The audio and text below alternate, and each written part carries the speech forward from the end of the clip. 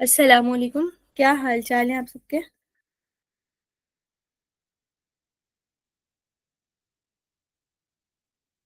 आज हम cardiac physiology का थर्ड लेक्चर स्टार्ट कर रहे हैं। इसके अंदर हमारा पूरा फोकस होगा कार्डियक साइकिल के ऊपर।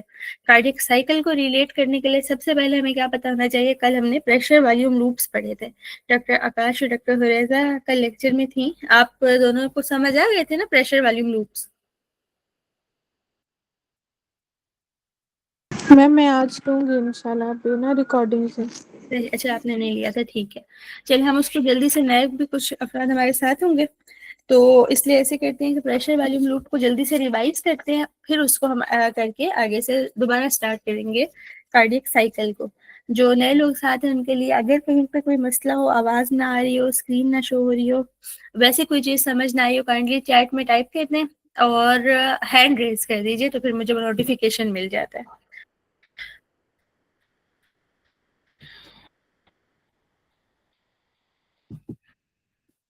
स्क्रीन बताइएगा, शो हो रही है? Yes ma'am. ठीक है।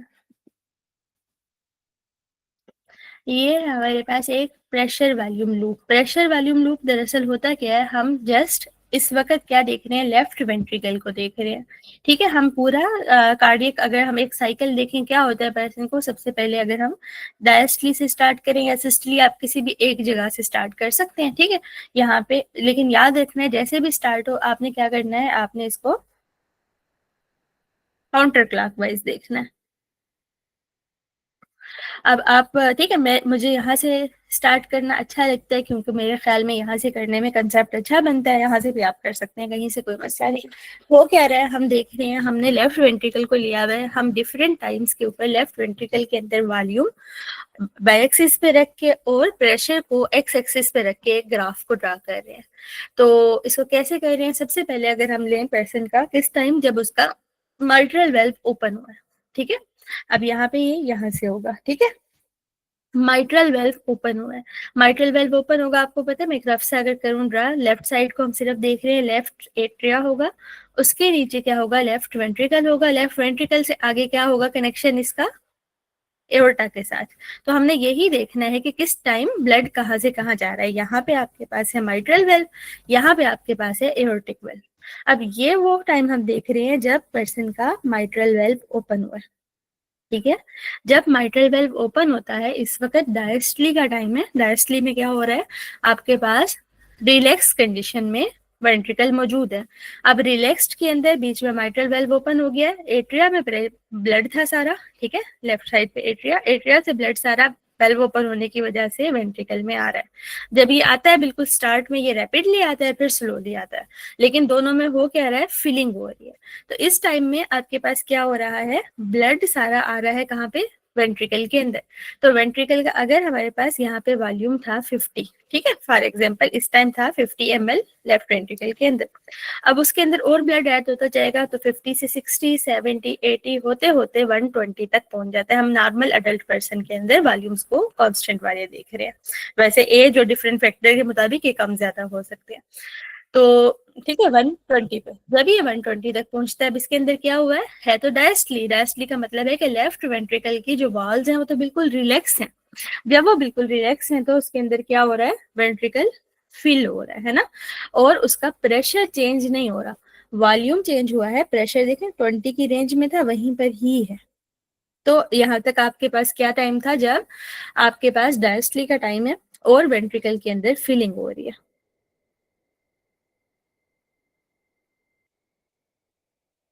ठीक है, अब ये 120 तक पहुंच गया हुआ है। अब अगला स्टेप आपके पास क्या आएगा? अब वो टाइम है जब यहाँ का प्रेशर इंक्रीज हो जाएगा। ठीक है, वेंट्रिकुलर वॉल्यूम इंक्रीज हो गया है। अब जो ही यहाँ का वॉल्यूम इंक्रीज होगा, डायस्टली एंड हो जाएगी और माइट्रल वेल्व क्लोज है। अब ये क्लोज हो गया वेल्व, ये वेल्व भी पहले से ही क्लोज है ना, एट्रियल। तो अब वेंट्रिकल के अंदर जितना ब्लड है, ब्लड उतना ही रहेगा, इसके अंदर ना मजीद ब्लड ऐड होगा ना ब्लड यहाँ से बाहर जाएगा। फर्क क्या आएगा इसके ऊपर? अब सिस्टली स्टार्ट हो रही है। सिस्टली स्टार्ट हो रही है तो इसके जो मसल्स हैं, कार्डियक मसल कंट्रैक्ट करेंगे। वो कंट्रैक्ट करने की वजह से प्रेशर रैपिडली इंक्रीज होगा। तो प्रेशर आपके पास 20 पे था, रैपिडली इंक्रीज होके 80 तक पहुंच जाएगा। ठीक है, तो इसके लिए हम क्या वर्ड यूज करते हैं, इट इज आइसो वॉल्यूमेट्रिक, क्योंकि वॉल्यूम तो कोई नहीं चेंज हुआ, लेकिन क्या हुआ है, कंट्रैक्शन हुई है, प्रेशर इंक्रीज हुआ है। ठीक है, जब वेंट्रिकल का प्रेशर इंक्रीज होता होता 80 को क्रॉस करता है, इसका मतलब है अब इसका प्रेशर जो है वो कितना हो गया, वह इंक्रीज होता होता 80 तक पहुंच गया। इससे प्रेशर की वजह से जो एओर्टिक वेल्व था आगे वो ओपन हो जाता है। जो ही एओर्टिक वेल्व ओपन होगा, अब वेंट्रिकल के अंदर प्रेशर बहुत ज्यादा है ना, तो ये जो सारा इसके अंदर ब्लड था ये एओर्टिक वेल्व से होके एओर्टा में जाएगा। तो इसकी वजह से वेंट्रिकल के अंदर प्रेशर तो ज्यादा है, प्रेशर वाली कर्व आपके पास ऊपर की तरफ ही जाएगी, वो 80 से ऊपर होके 90, 100, 120 तक जा रही है। ठीक है, ऊपर जा रही है, लेकिन वॉल्यूम वाली कम हो रही है। क्यों? क्योंकि वॉल्यूम अब वेंट्रिकल से बाहर जाके एओर्टा में जा रहा है। जो ब्लड बाहर जा रहा है एओर्टा के अंदर, उसके लिए हम क्या टर्म यूज कर रहे होते हैं, सिस्टली है, कंट्रैक्ट हो रहा है, और इजेक्शन हो रही है। इजेक्ट होके ब्लड कहाँ पे जा रहा है, एओर्टा में। अब इसकी वजह से क्या होगा, वॉल्यूम कम होता जाएगा। ये वॉल्यूम कम होता होता एट द एंड क्या होगा आपके पास, जब नेक्स्ट स्टेप आएगा आपके पास, ठीक है, अभी इस टाइम जितना ब्लड बाहर जाता है ना उसे कहते हैं स्ट्रोक वॉल्यूम। कल हमने स्ट्रोक वॉल्यूम को अच्छा से समझा था। तो अब आगे अगला स्टेप आएगा आपके पास, एओर्टिक वेल्व के क्लोजर से स्टार्ट होगा। जब एओर्टिक वेल्व क्लोज हो जाएगा उसके बाद आपके पास क्या होगा, अब दोबारा से सारे वेल्व बंद है। अब इसके अंदर बहुत थोड़ा सा ब्लड बच गया हुआ है, तो इसके अंदर वॉल्यूम अब जितना थोड़ा सा बचा हुआ उतना ही रह जाएगा। ठीक है, तकरीबन 50 ml की रेंज में होता है, लेकिन ज्यादा नहीं होता। अब जितना ब्लड अंदर मौजूद है, इसके साथ साथ क्या होगा, इसकी वॉल्स रिलैक्स होनी शुरू होंगी। तो क्या होगा, आइसो वॉल्यूमेट्रिक रिलैक्सेशन। जब रिलैक्स होंगी वॉल्स तो प्रेशर कम होगा, तो प्रेशर फिर से डाउन होके यहाँ तक आएगा अनटिल अनलेस के मार्टल वेल्व ओपन हो। जो ही मार्टल वेल्व ओपन होगा ये पूरा आगे चलेगा। ठीक है, ये समझ आया वह?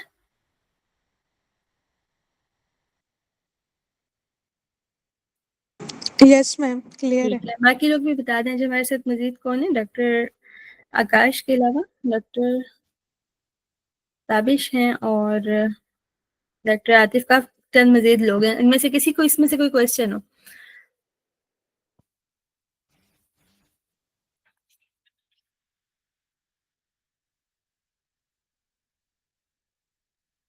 चलिए, अब इसी नॉलेज को ना हम अप्लाई करेंगे अपने पास कार्डियक साइकिल के ऊपर। देखें, अभी हमने किसको देखा है, लेफ्ट वेंट्रिकल को, लेकिन जिस टाइम ये सारी प्रेशर चेंजेस हो रही हैं उस वक्त चेंजेस प्रेशर भी जिस वक्त ये सारी चेंजेस हो रही हैं, डॉक्टर साहब रिकॉर्डिंग्स का मैं बाद में बता सकती हूँ, इस टाइम मुझे कंफर्म नहीं है कि आपको ग्रुप में मिल सकेंगी। अगर मिल सकी हुई तो मुझे मैसेज कर लीजिएगा जिस नंबर से मैंने भेजी है ना वहां पर, तो मैं आपको रिकॉर्डिंग का बता सकती हूँ। ठीक है, अभी हमने अगर इसी नॉलेज को हम अप्लाई करें पूरे हार्ट के ऊपर, देखें जिस वक्त हम जस्ट लेफ्ट वेंट्रिकल को कंसेप्ट ले रहे हैं, ये सारा कुछ सिर्फ लेफ्ट वेंट्रिकल के ऊपर तो चेंजेस नहीं हो रही ना, साथ में लेफ्ट एट्रियम पे भी हो रही हैं, राइट एट्रियम पे भी हैं, राइट वेंट्रिकल के ऊपर भी हैं, पूरे हार्ट के ऊपर इकट्ठे कोई ना कोई चेंज आ रही है। ठीक है, जब हार्ट कंट्रैक्ट कर रहा है तो दोनों वेंट्रिकल्स कर रहे हैं, तो इस सारे कुछ को जब हम इकट्ठा करके फोकस करते हैं तो हमें वो क्या होता है, दैट इज कार्डियक साइकिल। तो वो हम पढ़ना है, जो हमारा आज का मेन फोकस वाला लेक्चर है वो ये है। कार्डियक साइकिल के अंदर हमने क्या देखना होता है, हमारे पास पूरा 0.8 सेकेंड का टाइम होता है, जिसके दौरान अभी अभी जो हमने सारे फेजेस देखे, कौन कौन से देखे थे अभी हमने देखे थे आइसो वॉल्यूमेट्रिक कंट्रैक्शन, उसके बाद इजेक्शन हमने एक देखी थी, लेकिन हम उसको डिवाइड कर सकते हैं रैपिड और फिर रिड्यूस में, पहले बहुत ज्यादा स्पीड से होगी फिर स्लोली होगी। उसके बाद रिलैक्सेशन की तरफ आए थे, आइसो वॉल्यूमेट्रिक रिलैक्सेशन हुई थी, उसके बाद फीलिंग वहां पे भी हमने 2 दफा पढ़ी थी, रैपिड एंड रिड्यूस। ये चेंजेस कौन सी हैं, जब इकट्ठे दोनों तरफ आपके पास वेंट्रिकल के ऊपर चेंजेस हो रही हैं। ठीक है, और इसी टाइम में एट्रिया के ऊपर भी चेंजेस होंगे। अगर हम एट्रिया के चेंजेस को भी ग्राफ में ऐड करके पढ़ें तो this is known as cardiac cycle. ठीक है, हम एट्रिया के ऊपर चेंज, वेंट्रिकल के ऊपर और वेंट्रिकल के सिस्टरी और डायस्टली को इकट्ठे। तो इसमें हम क्या देखते हैं, हम एज अ होल हार्ट की सारी चीजें देखते हैं। हमने क्या क्या चीज पे फोकस रखना होता है, हम ईसीजी देखते हैं। ठीक है, ईसीजी में देखें जब भी हार्ट के ऊपर हम कह रहे हैं ना सिस्टली और डायस्टली आ रही है, कल हमने पढ़े थे एक्शन पोटेंशियल। होता क्या है, सबसे पहले एक्शन पोटेंशियल जेनरेट होता है जिसकी वजह से हार्ट के मसल कंट्रैक्ट या रिलैक्स करते हैं, जिसके साथ साथ वही प्रेशर चेंजेस डेवलप होती हैं। प्रेशर चेंजेस की वजह से वेल्व्स ओपन या क्लोज होते हैं, जिसकी वजह से सारी चेंजेस होती हैं कि प्रेशर चेंज और उसकी वजह से फिर वॉल्यूम चेंज हो रहा है। वो सारी चीजें हम ग्राफ में ड्रा कर सकते हैं। और वो जो एक्शन पोटेंशियल जेनरेट हुआ है और जिसकी वजह से करंट जेनरेट हो रहा है, कंडक्शन वेलोसिटीज वगैरह, कंडक्शन हमने कल पढ़ी थी बात में, उस सारे को अगर हम देखें तो वो हमें electric activity as a ECG हम अपने पास चेक कर सकते हैं। तो इसलिए ये सारा कुछ हम इसको ईसीजी के साथ रिलेट करेंगे कि ईसीजी के ऊपर क्या चेंज आती है जो कि शो करती है हमें वहां पे। दूसरा, जिस टाइम ये सारा कुछ चेंज हो रहा है, अभी राइट साइड के एट्रिया का प्रेशर भी हमारे पास इंपॉर्टेंट होती है ना। जब ब्लड एट्रिया से आगे जा रहा है तो राइट एट्रिया का प्रेशर कैसे है, ब्लड अगर वेंट्रिकल से आगे जा रहा है तो राइट एट्रिया के प्रेशर में क्या चेंज है, उसको हम कैसे मेजर करते हैं। जो हम जेवीपी मेजर करते हैं वो दरअसल हमें शो कर दिया है राइट एट्रिया के प्रेशर को। तीसरे नंबर पे हम वेंट्रिकल के अंदर वॉल्यूम जैसे हमने देखा और वेंट्रिकल के अंदर प्रेशर की कर्व्स देखते हैं, ठीक है। और लेफ्ट एट्रिया का प्रेशर हमारे पास पेपर वाइज इतना इंपॉर्टेंट नहीं होता, नजर डाल लेंगे, लेकिन राइट एट्रिया का प्रेशर जेवीपी हमारे पास बहुत ज्यादा इंपॉर्टेंट है। दूसरा हमारे पास क्या है, ये जो अभी हमने ग्राफ देखा कि एओर्टिक वेल्व कब ओपन हो रहा है, माइट्रल वेल्व। और अगली चीज इसी से रिलेट हम ये करते हैं कि जोन सा वेल्व ओपन या क्लोज हो रहा है उसकी वजह से कौन सी साउंड बन रही है और वो साउंड फिर कौन से फेज के अंदर आ रही है। तो इनको हम बारी बारी पढ़ेंगे, फिर उनको इकट्ठे करके रिलेट करेंगे। पढ़ना शुरू करेंगे हम ईसीजी से। सबसे पहले हमें पता होना चाहिए किस टाइम ईसीजी पे क्या चेंज आ रही है।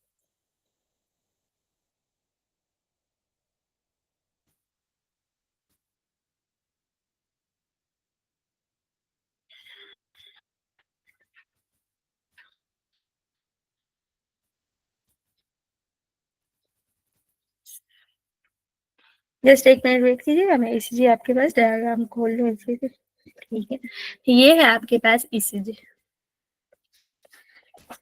ठीक है, नॉर्मल पर्सन के अंदर ईसीजी के ऊपर हमने देखना है कि कौन सी वेव, कौन सा सेगमेंट और कौन सा इंटरवल क्या शो कर रहे हैं हमें। सबसे पहली चीज हमें क्या देखनी है, ईसीजी स्टार्ट करें हमें शो हो रही है पी वेव। इससे पहले कल के लेक्चर में आप में से कौन था मेरे साथ, डॉक्टर आकाश थे। डॉक्टर साहब, आपको याद है डीपोलराइजेशन और रीपोलराइजेशन का कंसेप्ट?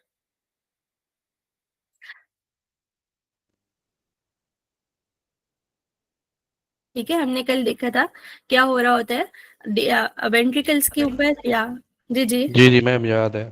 याद है। ठीक है, बाकी लोगों के लिए मैं थोड़ा सा रिवाइज करा दूं कि हमारे पास क्या होता है, एक्शन पोटेंशियल आता है जिसकी वजह से आयंस के ऊपर चेंजेस आती है मेम्ब्रेन के ऊपर। ठीक है, अब हम कार्डियक पढ़ रहे हैं, कार्डियक की मायोसाइट की मेम्ब्रेन के ऊपर जो डिफरेंट आयंस के चैनल हैं, सोडियम पोटेशियम और कैल्शियम के, उनको एक्टिव या इनएक्टिव होते हैं, जिसकी वजह से क्या होता है, आपके पास नेगेटिव चार्ज या तो अचीव हो जाता है ज्यादा या कम। जब आपके पास नेगेटिव चार्ज ज्यादा होता है, जब नेगेटिव चार्ज कम होता है, मतलब आप पॉजिटिव की तरफ जाते हैं, तो उसको हम कहते हैं डीपोलराइजेशन की वेव आई है। वो जो डीपोलराइजेशन की वेव आई है उस टाइम अगर हम मेजर कर रहे हो ईसीजी के ऊपर, तो होगा क्या, डीपोलराइजेशन जो भी आपके पास वेव बनती है, वेव कैसे जाती है, कल हमने कंडक्शन पाथवे पढ़ा था। आप में से किसी को भी कंडक्टिंग पाथवे याद हो, कहाँ से वेव स्टार्ट होती है? ऐसे नोट से। Very good. ऐसे नोड से आगे कहाँ जाएगी?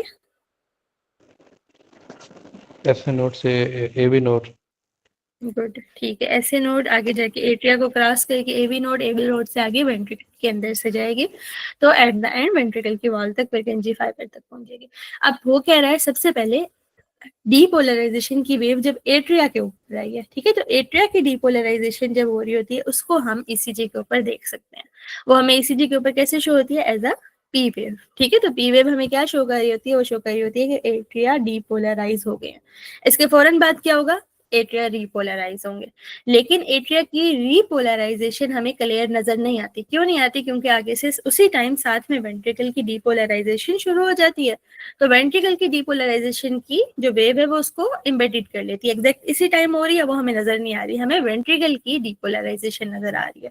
वो क्या है, क्यू आर एस कम्प्लेक्स। ठीक है, अब आपको क्या चीज पता चली है कि एट्रिया की जो डीपोलराइजेशन होती है वो क्या होती है, पी वेव। और ये बात याद रखिएगा, जब भी डीपोलराइजेशन की वेव आती है उसके बाद क्या होता है, मसल कंट्रैक्ट करता है। इसलिए जब भी एट्रिया की डीपोलराइजेशन होगी it will lead to the atrial contraction. Contraction के लिए हम यहाँ पे क्या टर्म यूज करते हैं, दैट इज सिस्टली। तो एट्रिया की सिस्टली अचीव होती है कब, जब पी वेव आती है, पी वेव की वजह से।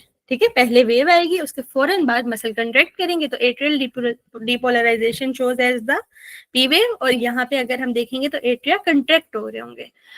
मजीद आपके पास क्या होगा, वेंट्रिकुलर डीपोलराइजेशन। ये क्या शो कर रही है, क्यूआरएस कम्प्लेक्स। ये हमें क्या शो कर रहा है कि वेंट्रिकल भी कंट्रैक्ट हो गए हैं, एट्रिया कंट्रैक्ट हुए, रिलैक्स हुए जो हमें नजर नहीं आए, उसके बाद वेंट्रिकल कंट्रैक्ट हो गए। इन दोनों के बीच में हमारे पास एक बहुत इंपॉर्टेंट कंसेप्ट है, that is P R interval. ठीक है, पी आर इंटरवल हमारे पास क्या है, interval from the beginning of the P wave to the beginning of the Q wave. ठीक है, ये क्या टाइम है, ये हमें शो कर रहा है, जिसके अंदर पी आर इंटरवल है। सही है, कहां से, पी वेव के स्टार्ट से होके start of the Q wave तक। अब इसका इंपॉर्टेंट बात ये है कि ये वो टाइम है जो कि हमें शो कर रही है स्टार्ट ऑफ एट्रियल डीपोलराइजेशन से लेके स्टार्ट ऑफ वेंट्रिकुलर डीपोलराइजेशन तक। ये जो टाइम होता है नहीं, नॉर्मली होता है लेस देन 200 मिली सेकेंड। ये आपके पास बहुत इंपॉर्टेंट बात है, क्लिनिकली बहुत इंपॉर्टेंट है, बहुत सारे प्रॉब्लम्स होंगे हार्ट ब्लॉक्स वगैरह के केस में, इसी के ऊपर फर्क आता है। लेस देन 200 मिली सेकेंड पर्सन नॉर्मल के अंदर होता है। अब ये डिपेंड किस चीज पे कर रहा है, इस टाइम आप खुद सोचें, अभी डॉक्टर साहब ने बताया एसए नोड से एट्रिया और एट्रिया से आगे से एवी नोड तक जाती है। ये वही टाइम है जब एसए नोड से एट्रिया एट्रिया कंट्रैक्ट हुए, इलेक्ट्रिसिटी गई, आपके पास कंडक्शन गई, उसके बाद ये कहाँ जाएगी, एवी नोड से क्रॉस करेगी। तो एवी नोड से जब क्रॉस कर रही होती है, अब ये डिपेंड करती है एवी नोड के ऊपर। एवी नोड के ऊपर हमारे पास एक फिनोमेना होता है known as AV nodal delay. ठीक है, एवी नोड उतनी स्पीड से नहीं गुजारता, तो एवी नोड के ऊपर क्या होता है आपके पास, यहाँ पे थोड़ा सा टाइम लगता है। वो टाइम कैसे लगता है, कब लगता है, जब आपके पास क्या होगा, संपैथेटिक पैरासिम्पैथेटिक नर्वस सिस्टम एक्टिवेट होगा। पैरासिम्पैथेटिक की वजह से क्या होता है, एवी नोड से जो पास कर रही थी कंडक्शन है वो स्लो पास करती है, तो एवी नोडल डिले होता है। जब वो स्लो पास करेगी तो टाइम ज्यादा लगेगा ना, है ना, जो स्लोली गुजर रही है, टाइम ज्यादा लगेगा, तो आपके पास पी आर इंटरवल 200 मिली सेकेंड से ज्यादा हो जाएगा। अगर सिंपैथेटिक सिस्टम एक्टिवेट हुआ है तो यहाँ से कंडक्शन वेलोसिटी ज्यादा हो जाती है, बहुत स्पीड से पास करेगी, तो टाइम आपके पास क्या हो जाएगा, बहुत ज्यादा कम हो जाएगा। 200 से कम होता है लेकिन वो बहुत ज्यादा कम हो जाएगा, तो कंडक्शन पी आर इंटरवल काफी कम हो जाएगा। तीसरी चीज, हार्ट ब्लॉक्स याद रखिएगा, हार्ट ब्लॉक्स के अंदर भी एवी नोड से कंडक्शन रुक जाती है, कम हो जाती है, तो पी आर इंटरवल आपको ज्यादा मिलता है। तो पी आर इंटरवल फिजियोलॉजिकली कब रेज्ड आपको मिलेगा, जब पैरासिम्पैथेटिक एक्टिविटी हो रही है। फिजियोलॉजिकली डिक्रीज कब मिलेगा, जब आपके पास सिंपैथेटिक एक्टिविटी हो रही है। और अगर पैथोलॉजिकली सोचें, जब इंक्रीज हो रहा है पी आर इंटरवल तो वो दरअसल हार्ट ब्लॉक्स की तरफ जा रहा है पेशेंट। आपको एट्रिया की डीपोलराइजेशन हुई, रिपोलराइजेशन शो नहीं हुई, लेकिन अब उसके बाद वेंट्रिकल की डीपोलराइजेशन तक देख ली। इसके बाद क्या शुरू होगा, इसके बाद शुरू होगा वेंट्रिकल ने रीपोलराइज होने जाना है। जब वेंट्रिकल रीपोलराइज होना है तो वो वेव हमें क्या शो होती है, वो as a T wave show होती है। ठीक है, टी वेव क्या है, वेंट्रिकल दोबारा से रीपोलराइज। अब यहाँ पे भी आपके पास एक इंपॉर्टेंट इंटरवल मौजूद है, that is Q T interval. Q T interval आपको क्या शो कर रहा है, देखिए कहाँ से कहाँ तक जा रहा है, from the beginning of the Q wave से from to the end of the T wave, है ना। ये हमें शो कर रहा है वेंट्रिकल का पूरा फिनोमेना, वेंट्रिकुलर डीपोलराइजेशन से शुरू होकर वेंट्रिकल की रीपोलराइजेशन एंड होने तक का टाइम आपको क्या शो कर रहा है, क्यू टी इंटरवल। ये वो टाइम है, ठीक है, जिसमें वेंट्रिकल पहले डीपोलराइज हुए उसके बाद रीपोलराइज हो गए। बीच में आपके पास एक और चीज क्या है, एस टी सेगमेंट। ठीक है, एस टी सेगमेंट की इंपॉर्टेंट बात क्या है, ये and of the S wave से स्टार्ट होगा, है ना, और कहाँ तक जाएगा, टी वेव की बिगिनिंग तक। मतलब क्या है, यहाँ पे वेंट्रिकल कंप्लीटली डीपोलराइज हो गए हुए हैं, है ना, हो गए हैं ना, QRS कंप्लीट हो गया, डीपोलराइज, लेकिन अभी रीपोलराइजेशन शुरू नहीं हुई। तो ये वो टाइम है जो कि आइसो इलेक्ट्रिक है। ये आपके पास ब्लैक वाली बेस लाइन है, तो ये बिल्कुल बेस लाइन के ऊपर है, इट इज आइसो इलेक्ट्रिक। दूसरी इसकी इंपॉर्टेंट बात क्या है कि ये आपको शो करता है जब वेंट्रिकल कंप्लीटली डीपोलराइज्ड हो गए हैं, हो रहे नहीं है, हो रहे यहाँ पर है, यहाँ पर हो गए हैं। तो आपने पेपर में इस चीज पे फोकस रखना होता है कि कंप्लीटली डीपोलराइज्ड हो गए हैं या डीपोलराइजेशन, डीपोलराइज्ड हो गए हैं या डीपोलराइजेशन अभी हो रही है। ठीक है, ये चीज आपने देखनी होती है। अगर हो रही है तो QRS इंटरवल, अगर कंप्लीट हो गई है तो that is ST segment achieve हो गया। उसके बाद T वेव आपने देख लिया। टी में क्या इंपॉर्टेंट बात थी, वेंट्रिकल रीपोलराइज है। U वेव आपके पास अगर ब्रैडीकार्डिया हो या हाइपोकैलिमिया हो तब शो हो जाती है। तो ये आपके पास ECG थी, ECG। ठीक है, ये जो सारी बातें हमने पढ़ी ये आपके पास मौजूद हैं BRS में से। एट्रियल डीपोलराइजेशन को P वेव है, एट्रियल डीपोलराइजेशन QRS के अंदर बड़ी होती है। ये जो सारी लाइंस है ना, BRS का पेपर पेज है और ये सारी पास्ट पेपर में एग्जैक्ट लाइंस आई हुई हैं। ठीक है, तो इसको कोशिश कीजिएगा अच्छा सा रिवाइज करें। अभी भी हमने जो सारी चीजें पढ़ी, PR इंटरवल आपको पता चल गया है।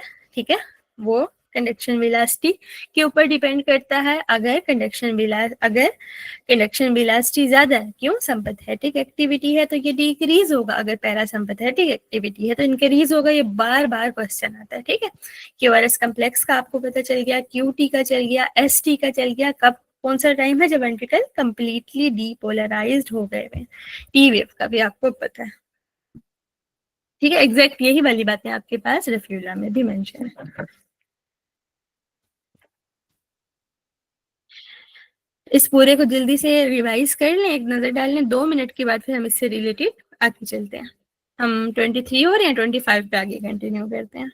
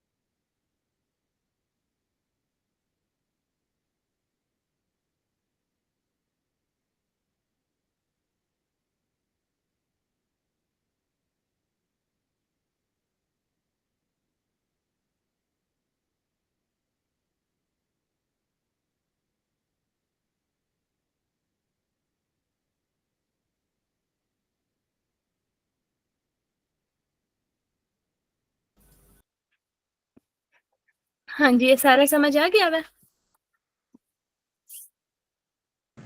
यस ठीक मैम, है, क्लियर है।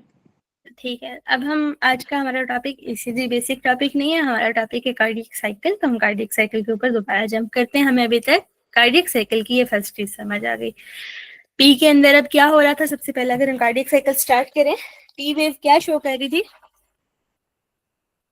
Atrial depolarisation. एट्रिया डीपोलराइज हुए। अभी हम इसको, ठीक है, इस ECG को इधर से रिलेट कर रहे हैं। ये क्या हमें शो करेगी, ये हमें शो कर रही है या दिस पर्पल वन, ठीक है, ये हमें शो कर रही है लेफ्ट वेंट्रिकल के और एट्रिया के ऊपर प्रेशर की चेंजेस। ठीक है, तो हम अभी लेफ्ट वेंट्रिकल के ऊपर चेंजेस उसी तरतीब से चलेंगी जैसे कि हमने पहले अभी प्रेशर वॉल्यूम कर्व में पढ़ी हुई है। एट्रिया का बीच में एक छोटा सा स्टेप आ जाएगा। ठीक है, पहले नंबर पे। अब पी वेव, अभी डॉक्टर हरेजा ने बताया कि पी वेव हमें शो कर रही है एट्रियल डीपोलराइजेशन। जो ही एट्रिया की डीपोलराइजेशन होगी तो क्या होगा, एट्रिया कंट्रैक्ट करेंगे। एट्रिया कंट्रैक्ट करेंगे तो इसके लिए हम क्या टर्म यूज करते हैं, दिस इज एट्रियल सिस्टली। अब हमें पता है कि हार्ट कनेक्टेड कैसे हैं, अपर की तरफ जो चैम्बर है एट्रिया है। जब एट्रिया कंट्रैक्ट करेंगे तो ब्लड कहाँ पर जाएगा, ब्लड जाना शुरू हो जाएगा वेंट्रिकल के अंदर, है ना। तो आपके पास एट्रिया के अंदर कंट्रैक्ट हो रहा है, ब्लड जा रहा है वेंट्रिकल में, एट्रिया का प्रेशर क्या होगा,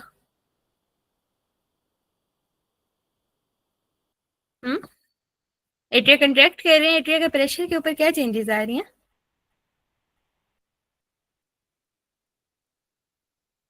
इंक्रीज होगा ना। देखें कंट्रैक्ट करेगा, प्रेशर ज्यादा, तो इसको साथ में देखेंगे। जब एट्रिया का प्रेशर ज्यादा होता है तो एट्रिया का प्रेशर को हम मेजर कर रहे हैं जेवीपी से। पी वेव आई, पी वेव ने क्या करा, एट्रिया को कहा कि कंट्रैक्ट हो जाओ। एट्रिया कंट्रैक्ट होना शुरू हुआ तो हमने एट्रिया का प्रेशर ज्यादा हुआ, हमने जेवीपी पे मेजर किया, तो उस टाइम क्या आई, उसके फौरन बाद ए वेव आई। ए वेव शो करा रही है कि राइट एट्रिया का प्रेशर ज्यादा, लेफ्ट का भी हो रहा है, लेकिन लेफ्ट की कर्व सेम ही होती है, लेकिन राइट हम मेजर कर रहे हैं तो इसके ऊपर फोकस रखेंगे। जेवीपी हमने मेजर किया, हमें उसके ऊपर क्या मिली, ए वेव। तो आपको क्या पता चला कि पी वेव की वजह से राइट एट्रिया के ऊपर प्रेशर इंक्रीज हुआ और उसने क्या शो किया है, ए वेव। ए वेव भी आपको याद हो गया, वो क्या शो कर रही है, जब राइट एट्रिया का प्रेशर ज्यादा होता है। अब वॉल्यूम सारा कहाँ पे जा रहा है, वॉल्यूम जा रहा है इस टाइम, इसी टाइम के अंदर वेंट्रिकल के अंदर, ठीक है। वेंट्रिकल का वॉल्यूम ज्यादा हो रहा है, लेकिन अभी वेंट्रिकल्स कहाँ पर है, वेंट्रिकल रिलैक्स स्टेट में पड़े हुए हैं, ठीक है। उनके अंदर फीलिंग होती जा रही है, लेकिन उनका प्रेशर कम है, ठीक है। और इस टाइम कोई भी नॉर्मल पर्सन के अंदर आपको कोई भी हार्ट साउंड भी नहीं आती। कुछ पर्सन के अंदर S4 आती है, ठीक है, S4 आती है। S4 अब क्यों आती है, हर पर्सन में नहीं आएगी, नॉर्मल पर्सन है, सब कुछ नॉर्मल है, उसके अंदर S4 साउंड नहीं आनी। अगर S4 आ रही है तो इसका क्या मतलब है कि जो एट्रिया से ब्लड जा रहा है वेंट्रिकल में, वहां वेंट्रिकल के ऊपर कोई ना कोई इश्यू है। मोस्टली वेंट्रिकल अगर हाइपरट्रोफी हुई हुई हो ना, तो उसकी वजह से वहां पे साउंड आती है। तो इस टाइम आपके पास साउंड क्या आती है, S4, ठीक है। फर्स्ट फेज समझ आ गया, फर्स्ट फेज में क्या क्या चीजें हैं, ECG पे पी वेव है, JVP पे ए वेव है, और कोई हार्ट साउंड नहीं है। ब्लड आपके पास जा रहा है एट्रिया से वेंट्रिकल के अंदर, और अगर पर्सन का वेंट्रिकुलर हाइपरट्रोफी प्रेजेंट है तो उस पर्सन के अंदर फोर्थ हार्ट साउंड आ गई है, ठीक है। फर्स्ट फेज हो गया।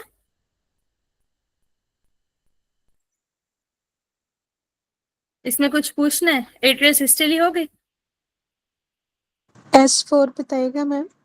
S4 तब प्रेजेंट आएगी जब अगर आगे से ना वेंट्रिकल हाइपरट्रोफी है, अगर एट्रिया भी ठीक है, वेंट्रिकल भी ठीक है, एट्रिया से ब्लड वेंट्रिकल में जा रहा है, वेंट्रिकल के अंदर कोई साउंड प्रोड्यूस नहीं होगी। लेकिन अगर वेंट्रिकल के अंदर इशू है, वेंट्रिकल की हाइपरट्रोफी हुई हुई है, HOCM है पेशेंट को, तो उसमें साउंड प्रोड्यूस हो जाती है, तो दैट इज S4। आपको ठीक है मैम। सही। अब नेक्स्ट स्टेप चलते हैं। अब नेक्स्ट हम उधर ही चल रहे हैं वेंट्रिकल्स के ऊपर। वेंट्रिकल की सिस्टली, वेंट्रिकल की सिस्टली में प्रेशर वॉल्यूम कर्व में से माइंड में रखिए। सबसे पहले क्या था, हमने कहा था जब माइट्रल वेल्व ओपन होता है, हमारे यूं करके कर्व ऊपर जा रही थी ना, तो माइट्रल वेल्व ओपन हो रहा था तो वेंट्रिकल के अंदर ब्लड आना शुरू हुआ था, प्रेशर सेम था, ठीक है। यहाँ पे था प्रेशर, यहाँ पे था वॉल्यूम। प्रेशर सेम था लेकिन वॉल्यूम इंक्रीज होना शुरू होता है, तो यही हो रहा है, ठीक है। प्रेशर सेम है और क्या हो रहा है, वॉल्यूम इंक्रीज, सॉरी प्रेशर, एक मिनट रुकिएगा। हम कौन सा स्टेप देख रहे हैं, हमें देख रहे हैं वेंट्रिकुलर सिस्टली का। दोबारा स्टार्ट से देखते हैं। आइसोवॉल्यूमेट्रिक कंट्रैक्शन हो रही है तो इस तरह प्रेशर बढ़ेगा, वॉल्यूम सेम रहेगा। जी जी, मैं वो टंग स्लिप हो गई थी, यही चीज करेक्ट करने लगी थी, थैंक यू। अब ठीक है, आइसोवॉल्यूमेट्रिक कंट्रैक्शन वाला फेज आ गया हुआ है, जो यहाँ पर फेज आया था, ठीक है। वो फेज हमें क्या शो कर रहा होता है, वो कर रहा है कि ब्लड सारा आ गया हुआ है अब आपके पास, कहाँ पे, वेंट्रिकल के अंदर। वेंट्रिकल के अंदर जब आ गया ब्लड है तो बीच में एक और स्टेप आता है, वो स्टेप क्या आता है, माइट्रल वेल्व क्लोज हो जाते हैं, ठीक है। जब माइट्रल वेल्व क्लोज होता है तो उसकी वजह से साउंड प्रोड्यूस होती है, वो साउंड क्या होती है, उस साउंड को आप कहते हैं S1। अब हो क्या रहा है, आइसोवॉल्यूमेट्रिक कंट्रैक्शन, जिसके लिए ECG पे क्या होगी चेंज, अब वेंट्रिकल ने कंट्रैक्ट होना है, मतलब पहले होगा वेंट्रिकल पे आएगी डीपोलराइजेशन। जो वेंट्रिकल के ऊपर QRS कम्प्लेक्स आया है, ठीक है, उसकी वजह से वेंट्रिकल ने कंट्रैक्ट करना शुरू किया, वॉल्यूम सेम है, माइट्रल वेल्व क्लोज हो गया था, आइसोवॉल्यूमेट्रिक कंट्रैक्शन शुरू हो गई, तो वेंट्रिकल की प्रेशर में एकदम पीक आएगी। वेंट्रिकल का प्रेशर आपके पास देखें 10 पर था तकरीबन इस ग्राफ में, वो कहाँ तक पहुंच गया 180 तक। जो ही वो 80 तक पहुंचा नेक्स्ट स्टेप आया, वो नेक्स्ट स्टेप क्या था, वो था वेंट्रिकुलर इजेक्शन। वेंट्रिकुलर इजेक्शन के लिए क्या होना था, जब प्रेशर इंक्रीज होता है, जब वो 80 तक पहुंचता है, एट्रियल वेल्व ओपन हो जाता है। एट्रियल वेल्व ओपन होगा, वेंट्रिकल कंट्रैक्ट कर रहा है, वेंट्रिकल का प्रेशर वहीं पर इंक्रीज होता जाएगा, लेकिन उसका वॉल्यूम कहाँ जाएगा, कम। क्यों, क्योंकि वेंट्रिकल का सारा ब्लड कहाँ पे जा रहा है, एओर्टा के अंदर। तो ये वो टाइम था आपके पास आइसोवॉल्यूमेट्रिक कंट्रैक्शन का, ठीक है। आइसोवॉल्यूमेट्रिक कंट्रैक्शन के बाद जो ही वेल्व ओपन हुआ तो रैपिड इजेक्शन का फेज शुरू हो गया। रैपिड इजेक्शन के अंदर आपके पास क्या हुआ, वॉल्यूम कम होना शुरू हुआ, कंट्रैक्शन चली जा रही है तो प्रेशर भी ज्यादा है। अब आपके पास कंट्रैक्शन होते होते जब फुली कंट्रैक्ट हो जाता है तो फिर रिड्यूस्ड इजेक्शन का फेज आ जाता है कि वेल्व ओपन है, स्लोली स्लोली ब्लड बाहर जाता रहता है until unless aortic valve close हो जाए, ठीक है।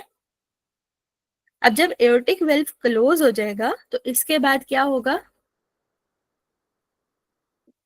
डायस्टली स्टार्ट होती है। तो डायस्टली स्टार्ट होने से पहले क्या होना है, वेंट्रिकल ने रीपोलराइज हो जाना है। वेंट्रिकल के अंदर टी वेव आई, वेंट्रिकल रीपोलराइज हुए, ठीक है। जो ही टी वेव का एंड होगा, टी वेव का जो ही एंड हुआ, वेंट्रिकल फुली अब रीपोलराइज है, तो उसकी वजह से वेंट्रिकल के अंदर डायस्टली स्टार्ट हो गया। डायस्टली में क्या होगा, वेंट्रिकल रिलैक्स है, अगेन एओर्टिक वेल्व क्लोज हो गया था, माइट्रल पहले ही क्लोज था, तो अब वेंट्रिकल रिलैक्स करेगा, तो उसके अंदर आपके पास क्या होगा, प्रेशर कम होता रहेगा, वॉल्यूम सेम रहेगा, है ना। आइसोवॉल्यूमेट्रिक रिलैक्सेशन चलेगी। तो आइसोवॉल्यूमेट्रिक रिलैक्सेशन के टाइम आपके पास यहाँ पे जब एओर्टिक वेल्व क्लोज हुआ था, बिल्कुल आइसोवॉल्यूमेट्रिक रिलैक्सेशन स्टार्ट होने से पहले, उस वक्त साउंड प्रोड्यूस हुई थी, दैट इज S2। क्यों प्रोड्यूस हुई थी, एओर्टिक वेल्व के क्लोज होने से, या आप इसको कह सकते हैं सेमी ल्यूनर वेल्व्स के क्लोज होने से। अब वेंट्रिकल का क्या होगा, इसका प्रेशर डिक्रीज होगा, वेंट्रिकल रिलैक्स हो रहे हैं, और आगे जाकर क्या होना है, माइट्रल वेल्व ओपन होगा। जब माइट्रल वेल्व ओपन होगा तो वेंट्रिकल के अंदर से अब जो ब्लड है वो, सॉरी, एट्रियम से ब्लड कहाँ आना शुरू हो जाएगा, वेंट्रिकल्स में, तो रैपिड फिलिंग होगी।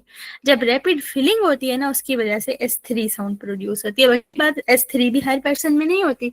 अगर हार्ट बिल्कुल नॉर्मल है, ठीक है, और अडल्ट है तो नहीं होगी। हाँ, अगर छोटा बच्चा है तो उसमें नॉर्मल S3 आनी नॉर्मल है, लेकिन अगर किसी बड़े के अंदर आ रही है तो दैट इज डिजीज्ड है। तो अब अगला स्टेप पे क्या होगा, आपके पास पहले रैपिडली फिलिंग होती रहेगी और उसके बाद रिड्यूस्ड फिलिंग होती रहेगी। ये सारा समझ आया, ठीक है। अभी तक हमने दो चीजें देखी हैं, अभी हमने जस्ट रिलेट किया है ईसीजी को, जेवीपी अभी हमने नहीं देखी। ईसीजी को रिलेट किया है हमने वेंट्रिकल के प्रेशर से, या एट्रिया, पहला वाला जो फेज था वो एट्रिया के प्रेशर से, और साथ में कौन सी हार्ट साउंड आएगी। इसमें कुछ समझ ना आया या कुछ रिपीट करना हो, तो रिपीट करना हो तो भी बता दीजिए, दोबारा कर लेते हैं। S3 बता दे मैम। S3, अच्छा, S3 की बात ये है कि S3 आई क्यों है, हमने अभी देखी कि जब वेंट्रिकल रैपिडली फिल हुआ है ना, प्रेशर स्पीड से गया है आपके पास एट्रिया से वेंट्रिकल में, है ना, ब्लड जा रहा है, तो वो जब प्रेशर ऐसे स्पीड से जाएगा ना, तो वेंट्रिकल में छोटे बच्चों में, चिल्ड्रन में साउंड प्रोड्यूस होती है, दैट इज S3। बड़ों में नहीं होती। अगर बड़ों में हो रही है तो अगेन वेंट्रिकल में कोई मसला है जो प्रोड्यूस हो रही है। ठीक है मैम, थैंक यू। मजीद इसमें बताइएगा, कुछ रिवाइज करना।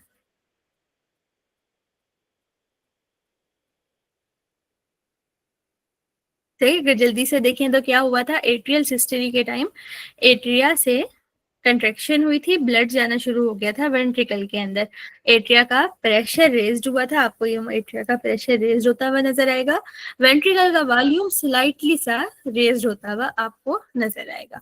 ईसीजी इस टाइम पे, ईसीजी पे क्या था, टी वेव थी, हार्ट साउंड वैसे कोई नहीं होनी चाहिए, हाँ S4 आ सकती है अगर हाइपरट्रोफी प्रेजेंट है, सेकंड में आपके पास क्या हुआ, आइसोवॉल्यूमेट्रिक कंट्रैक्शन हुई। आइसोवॉल्यूमेट्रिक कंट्रैक्शन के अंदर ईसीजी के ऊपर आई थी क्यूआरएस, उस क्यूआरएस की वजह से वेंट्रिकल कंट्रैक्ट किए, वेंट्रिकल कंट्रैक्ट किया, और दूसरा आपके पास वेल्व भी क्लोज है।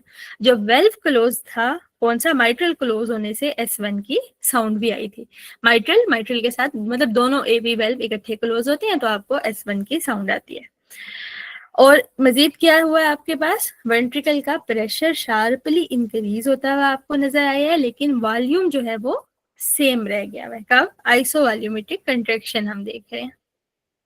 उसके फौरन बाद नेक्स्ट क्या हुआ है आपके पास, एओर्टिक वेल्व ओपन हो गया। एओर्टिक वेल्व ओपन होने की वजह से,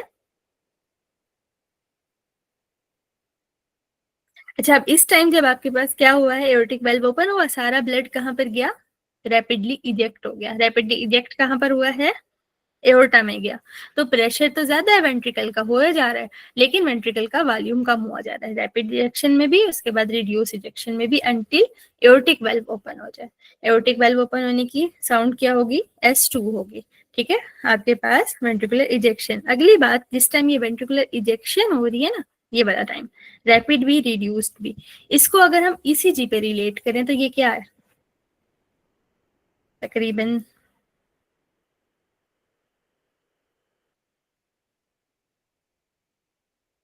ठीक है, ईसीजी पे ये क्या बनता है, ये रिलेट हो रही होती है तकरीबन SST सेगमेंट के साथ। ठीक है, ये आपके पास क्वेश्चन आता है इस टाइम ईसीजी पे क्या हो रहा था। ठीक है, PQRS खत्म हो गया, एस के बाद आगे से टी तक वाला टाइम है, तो ये वाला आपके पास कौन सा टाइम है, ईसीजी पे एसोसिएट है ST के साथ। उसके बाद टी वेव की फौरन बाद क्या आएगा, टी से आगे शुरू हो जाएगी आपके पास आइसो, टी के एंड के बाद आइसोवॉल्यूमेट्रिक रिलैक्सेशन, जिसमें वेंट्रिकल रिलैक्स करेंगे, लेकिन चूंकि वेल्व क्लोज है तो आपके पास क्या होगा, एओर्टिक वेल्व के क्लियर की साउंड तो आई है, लेकिन अब वेल्व क्लोज हो गए तो ब्लड उसके अंदर वॉल्यूम सेम रहेगा, लेकिन रिलैक्स होंगे तो प्रेशर कम होता जाएगा। उससे नेक्स्ट आपके पास क्या आएगा, वेंट्रिकुलर फिलिंग। दो फेजेस में होती है, पहले रैपिड होती है, उसके बाद रिड्यूस्ड होती है। अब इनके अंदर अगर आप एक और कंसेप्ट भी लें, टाइम देखें, आपके पास ये सारा टाइमिंग को शो कर रहा है ना, कौन सा फेज है जिसका टाइम सबसे ज्यादा है,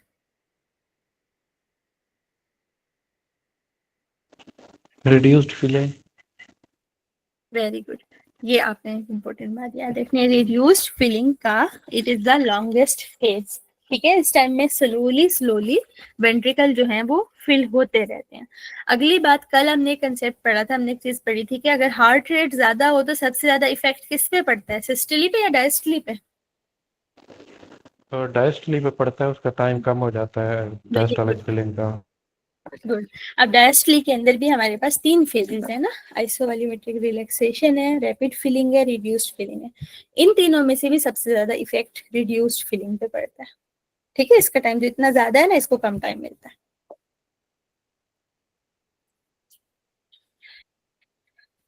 सही है, ये वाली चीज समझ आ गई। अब इसी चीज को जल्दी से रिलेट कर लेते हैं जेवीपी के साथ।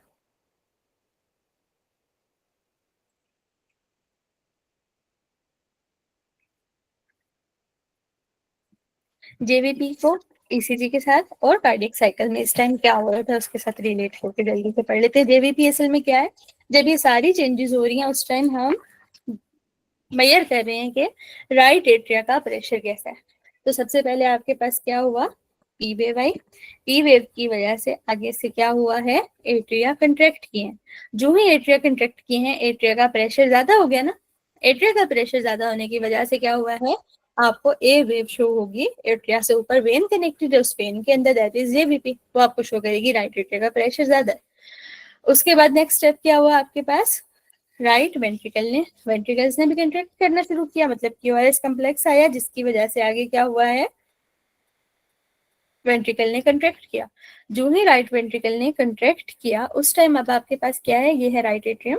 ठीक है, ये है राइट वेंट्रिकल, इनके दरमियान क्या है, ट्राइकस्पिड वेल्व है। जब ये बहुत ज्यादा कंट्रैक्ट करता है ना, प्रेशर पड़ता है इस ट्राइकस्पिड वेल्व पे, ट्राइकस्पिड वेल्व ऐसे करके ऊपर बल्ज करने लग जाता है। जब ये बल्ज करेगा एट्रियम में तो एट्रियम का प्रेशर ज्यादा होगा, वो आपको शो करेगी एज अ सी वेव। ठीक है, हुआ क्या है, राइट वेंट्रिकल कंट्रैक्ट किया है क्यूआरएस कम्प्लेक्स के बाद, तो उसकी वजह से क्या हुआ है, क्लोज जो ट्राइगस्पिड वेल्व था वो ऊपर बल्ज करने लग गया, वो बल्ज आपको as a C wave show हुआ है। उसके बाद क्या हुआ है, एट्रिया अगेन रिलैक्स हुआ, एट्रिया रिलैक्स होगा, ठीक है, तो उसकी वजह से दोबारा से ये जो क्लोज ट्राइगस्पिड वेल्व था, ये हालांकि अभी वेंट्रिकल का कंट्रेक्शन वाला ही टाइम चल रहा है, लेकिन ये अगेन नीचे वापस अपनी जगह पे चला जाता है। ये अपनी जगह पे जाएगा तो वो आपको एट्रिया का प्रेशर कम होगा, वो आपको शो होता है एज अ एक्स डिसेंट, है ना, प्रेशर कम हो रहा है, नीचे जा रहा है, तो आपको क्या शो होता है, एट्रियल रिलैक्सेशन, रिलैक्सेशन में एक्स आता है ना, तो रिलैक्सेशन के टाइम एक्स डिसेंट आता है। ठीक है, अगला चले आपके पास क्या है, वी आ रही है, वी वेव में क्या हो रहा है, अब आपके पास ब्लड नेक्स्ट स्टेप शुरू हो गया है, ब्लड की पीछे से फिलिंग वापस, ब्लड यहाँ पे क्या था, एट्रिया में अयोर्टा में जा रहा था ना, ये वो वाला टाइम था, वेंट्रिकल से आगे एओर्टा में गया, एओर्टा में गया, आगे से वेन्स में गया, वेन से ड्रेन होके आगे वापस कहाँ पे आने लग गया, दोबारा से एट्रिया में ड्रेन हो रहा है। वो जो एट्रिया में ड्रेन होना शुरू हुआ, एट्रिया का प्रेशर फिर ज्यादा होने लग गया, एट्रिया का प्रेशर जो बढ़ना शुरू हुआ वो स्लोली स्लोली बढ़ता जाता है, दैट इज वी वेव आती है। ठीक है, वी याद रखिएगा with related with the feeling, आगे वेल्व क्लोज है, उसके बाद ट्राइगस्पिड वेल्व ओपन हुआ, अब राइट एट्रियम से ब्लड कहाँ जाना शुरू हुआ, राइट वेंट्रिकल में, वो आपको शो करेगा एज अ वाई। ठीक है, यहाँ पे माइट्रल वेल्व ओपन हुआ, इसके साथ ही राइट साइड पे ट्राइगस्पिड वेल्व भी ओपन हुआ होगा, तो वो आपको वाई डिसेंट शो होता है। सही है, ये याद रह जाएगी। इन चीजों को कोशिश कीजिएगा रफली 3-4 दफा ना ड्रा कर लें, लाजमी नहीं है कि इतना प्रॉपर टाइमिंग वाइज करें, लेकिन आपको ये याद हो कि एट्रियल सिस्टली वाले फेज में कौन सी 4 चीजें आ रही थी, आइसोवॉल्यूमेट्रिक कंट्रैक्शन में हार्ट की साउंड के ऊपर कौन सी शो हो रही थी, कौन सी जगह पे जेवीपी पे क्या शो हो रही थी, और ईसीजी पे क्या, इस तरह करके तरतीब इस पूरे में बताइएगा, कुछ पढ़ना हो या समझना आया।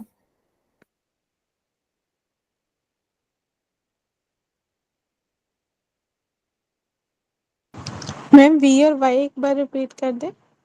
ठीक है, देखिए अभी तक हम कहाँ तक पहुंचे हैं, एक्स तक, एक्स में क्या हुआ, एक्स करके डिसेंट तक देखें, एट्रिया रिलैक्स किए तो आपके पास एक्स डिसेंट है। अब अगला स्टेप क्या हो रहा है, अगर हम ब्लड देखें, इस टाइम ब्लड कहाँ है, वेंट्रिकल का वॉल्यूम कम है, ब्लड सारा कहाँ पर है, एओर्टा के ऊपर। ये देखिए जो ग्रीन है ना, सॉरी जो रेड है, ये आपको एओर्टा का प्रेशर दिखा रही है। ठीक है, तो जब एओर्टा का प्रेशर में क्या हुआ है, यहाँ पे आपके पास एओर्टा का प्रेशर इंक्रीज हो रहा है, ब्लड कहाँ पे जा रहा है, वेंट्रिकल से सारा एओर्टा में, तो एओर्टा का जब, ठीक है, वो सारा ब्लड एओर्टा, एओर्टा से आगे कहाँ जाएगा, पूरे सिस्टम में, आर्गन्स में, आर्गन से होके at the end veins, venous blood कहाँ पे ड्रेन करना शुरू कर देगा, इसी टाइम वापस एट्रिया में आता है ना वीनस ब्लड, और जब वीनस ब्लड एट्रिया में आ रहा होगा ना, तो अब एट्रिया का प्रेशर इंक्रीज हो रहा है, तो एट्रिया के प्रेशर के ऊपर आपको वी ऊपर जाता बना जाता है, स्लोली स्लोली वेन्स एट्रिया के अंदर ड्रेन कर रही है, तो आपको व्यू है। अब जब यहाँ पर चला गया, अब अगला स्टेप क्या होना, वेन्स में अब ब्लड आ गया एट्रिया में, एट्रिया से जाएगा वेंट्रिकल में, लेफ्ट साइड के ऊपर मेट्रल वेल्व ओपन होगा, राइट के ऊपर ट्राइकस्पिड ओपन होगा, जो ही वेल्व ओपन होगा ब्लड, राइट देख रहे हैं ट्राइकस्पिड ओपन हुआ, ब्लड जो प्रेशर था से था वो सारा कहाँ जाना शुरू हो गया, कौन सा टाइम है, रैपिड फिलिंग का, ब्लड सारा एट्रिया से वेंट्रिकल, वेंट्रिकल की फिलिंग हो रही है, तो एट्रिया का प्रेशर कम हो जाएगा क्योंकि ब्लड तो वेंट्रिकल में चला गया। ठीक है, ठीक है मैम, थैंक यू। हाँ, तो बाकी लोग भी देख लें, इसमें कोई रिवीजन करना हो, कुछ समझ ना आया, क्योंकि ये पेपर में इम्पोर्टेंट है और इसमें से काफी क्वेश्चन आते हैं,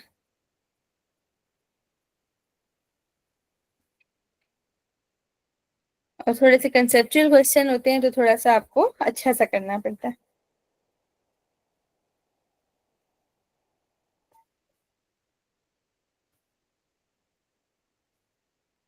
एग्जैक्ट यही सारी चीजें आपके पास, ठीक है, रफीउल्लाह के अंदर पॉइंट नंबर 62 के ऊपर भी लिखी हुई है। देखें, जब भी वेल्व का ओपन या क्लोज होगा, आपको फिजियोलॉजिकल हार्ट साउंड सुनाई देंगी, वेल्व क्लोज होते हैं तो वेंट्रिकल का वॉल्यूम नॉर्मल रहेगा, फेज को फिर हम क्या कहेंगे, आइसोवॉल्यूमेट्रिक है, अगर कंट्रेक्शन हो रही होगी तो क्या होगा, प्रेशर इंक्रीज, अगर रिलैक्सेशन हो रही होगी तो प्रेशर डिक्रीज। आपको पता है एट्रियल सिस्टली के टाइम अभी तक क्या हो रहा था, अगर आपके पास बुक मौजूद है डायग्राम खोल लें, उसमें से जल्दी से रिवीजन कर लें। एट्रियल सिस्टोली के टाइम ईसीजी सबसे पहले क्या हुआ था, पी वेव आई थी ईसीजी पे, उसके फौरन बाद एट्रियल सिस्टोली शुरू हुई, और आप अगर देखें तो आपको जेवीपी पे ए वेव शुरू हुई। हार्ट साउंड में आपको क्या है, फोर्थ साउंड आई, अगर नॉर्मल एडल्ट के अंदर नहीं आती, वेंट्रिकुलर हाइपरट्रोफी में आती है। एक और चीज भी समझ लें, हमने एओर्टिक प्रेशर नहीं देखा, ठीक है। एओर्टिक प्रेशर में आपके पास एक इंपॉर्टेंट चीज है, दिस थिंग, जब एओर्टिक, आपको पता है जब भी ब्लड एओर्टा में जाएगा, ठीक है, तो एओर्टा का प्रेशर इंक्रीज होगा, लेकिन जब एओर्टा के अंदर ब्लड जाना है ना, सॉरी, ब्लड जाने के बाद जब एओर्टिक वेल्व क्लोज होता है, जब क्लोज होता है ना, तो आपको ऐसे एक क्लिक भी सुनाई दे सकता है, और दूसरी बात आपको एओर्टा का, अगर आप प्रेशर की वेव ड्रा कर रहे हैं ना, उस ड्रा में आपको ऐसे क्लिक सा नजर आता है, ठीक है, ऐसे हुई भी ड्रॉप नजर आता है। वो क्यों होता है, क्योंकि एकदम एओर्टिक वेल्व क्लोज होता है तो प्रेशर पे चेंज आती है, इसको कहते हैं एओर्टिक क्लिक कहते हैं। इसका आगे से आता है तो मैं इसका एग्जैक्ट आपको नाम बताती हूँ, लेकिन ये इंपॉर्टेंट इसलिए कि हमारे पास ना बुक्स में गलती से इस चीज को शो किया हुआ है, इसको कहते हैं डिस्कॉर्टिक नॉच, ठीक है, डाइकॉर्टिक नॉच। डाइकॉर्टिक नॉच में हुआ क्या है, ब्लीप आया है आपको एओर्टिक प्रेशर में, क्यों, क्योंकि एओर्टिक वेल जब एकदम क्लोज हुआ तो एओर्टिक जो प्रेशर की वेव ऐसे जा रही थी उसके अंदर से एकदम कड़क आया, तो वो को क्या कहते हैं, डाइकॉर्टिक नॉच। ये बिल्कुल एग्जैक्ट सही लिखा हुआ है, यही याद रखिएगा, ग्राफ में भी आपने देख लिया।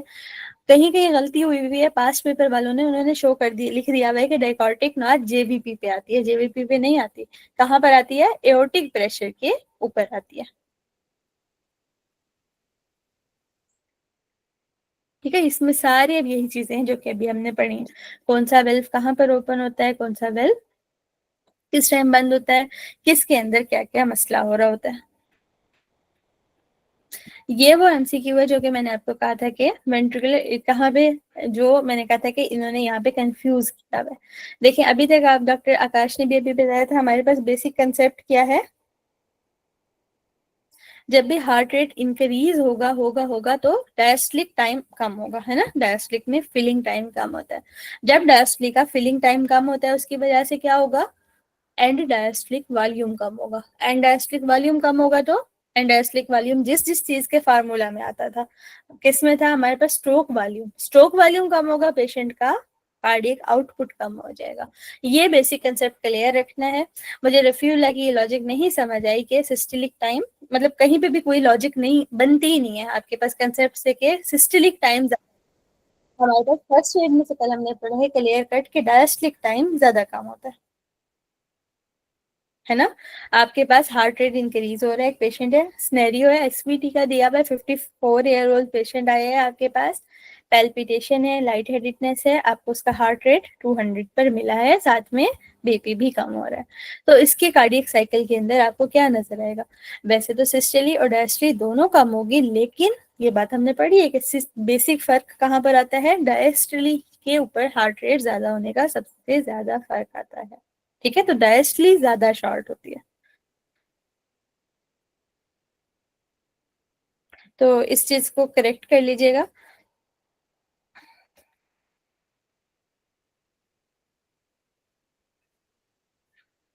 बाकी आपको अब रिलेट करने आ गए हैं, देखिए कार्डियक साइकिल के अंदर डाइकॉटिक नॉच रिबाउंड होती है एओर्टिक वेल बंद होने की वजह से, आपको यहाँ इन्होंने देखिए गलत लिखा हुआ है, जेवीपी, जेवीपी पे नहीं आ रही है, कहाँ पर आ रही है, एट्रियल प्रेशर के ऊपर। रिड्यूस्ड फीलिंग में अब आपको पता है क्या हो रहा है, किस टाइम कैसे हो रहा है।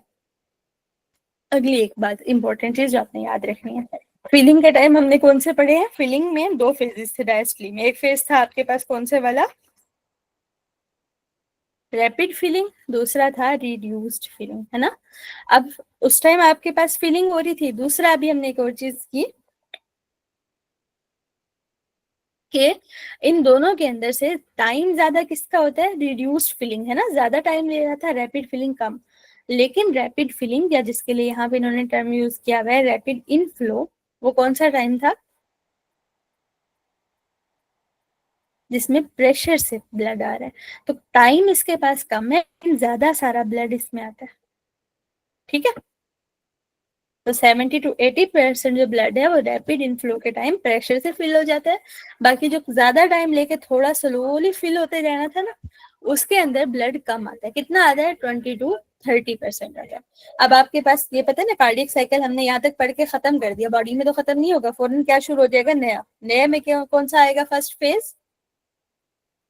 पहला फेज कौन सा है?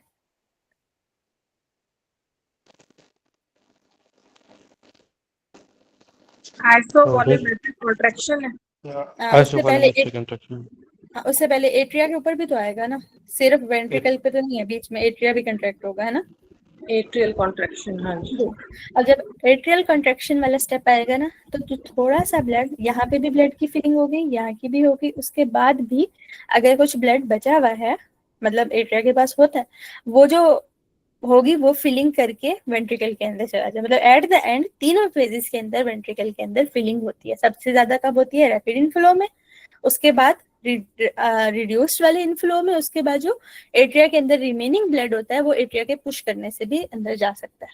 ठीक है, अब इसकी वजह से आपके पास इंपॉर्टेंट बात की, अगर आपसे पूछें, क्वेश्चन पे फोकस रखना है, कंफ्यूजिंग आता है, आपसे पूछें मैक्सिमम ब्लड कब फिल हुआ है, मैक्सिमम क्वांटिटी ऑफ ब्लड जब जा रहा है अंदर, ठीक है, तो वो कौन सा टाइम है? That is rapid inflow.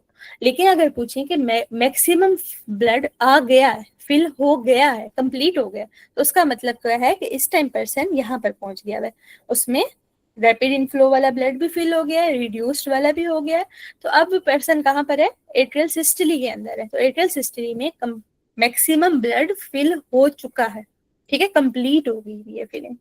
ये याद रहेगा, आपने सेंटेंस पे फोकस रखना होता है। वो आपसे पूछ रहे हैं प्रेजेंट पूछ रहे हैं या कंप्लीट हो गया वो पूछ रहे हैं।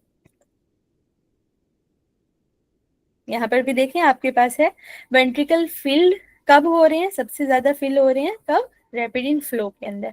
अगर आपके पास लेकिन वो टाइम जब आपके पास वेंट्रिकल आप चेक कर रहे हैं और वो मैक्सिमम फुल हो चुके हुए हैं, ठीक है, रफीउल्लाह ने वो वर्डिंग सही नहीं लिखी हुई, लेकिन अगर आप पूरे एमसीक्यूज करेंगे आपको मिलेगा जब मैक्सिमम हो गई हुई है, कंप्लीट फिल हो गया हुआ है, तो वो अब कहाँ पर है? अब वो एट्रियल सिस्टली में पहुंच गया हुआ है। ठीक है, यहाँ पे उन्होंने लिखा है फिल्ड हो गए, कंप्लीट हो गए, फिलिंग हो गई है। इसका भी 80% आ गया, इसके अंदर जो बाकी था वो भी आ गया, जो 10% बच गया हुआ था वो यहाँ से भी अंदर आ गया। अब वो एट्रियल सिस्टली का टाइम है जब कंप्लीटली फिल हो गया। ये बात याद रह जाएगा।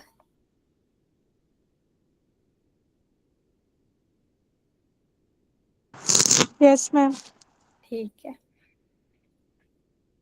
अब अगर इसी टाइम को आप देखें एओर्टिक प्रेशर ना, तो एओर्टिक प्रेशर वाली वाइव को देखें तो वो मैक्सिमम कब था और मिनिमम कब थी। ये आपके पास दिस रेड लाइन या पिंक शो हो रही है या रेड हो रही है, ये एओर्टिक प्रेशर शो कर रही है। तो एओर्टिक प्रेशर आपके पास सबसे नीचे कब गया? ये है ना प्रेशर की लाइन, और सबसे ऊपर कब गया? यहाँ से आपने एओर्टिक प्रेशर को याद रखना। काइंडली म्यूट कर लें।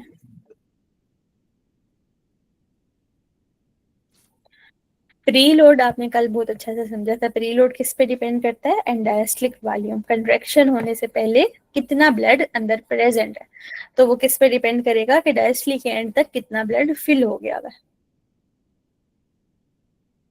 अच्छा, अगली बात, मैक्सिमम प्रेशर। अब हमने प्रेशर्स देखे हैं, लेफ्ट का जो मैक्सिमम प्रेशर होता है ना वो 120 तक जाता है, और अगर राइट पे देखें तो राइट वेंट्रिकल का जो मैक्सिमम होता है वो 8 तक जाता है।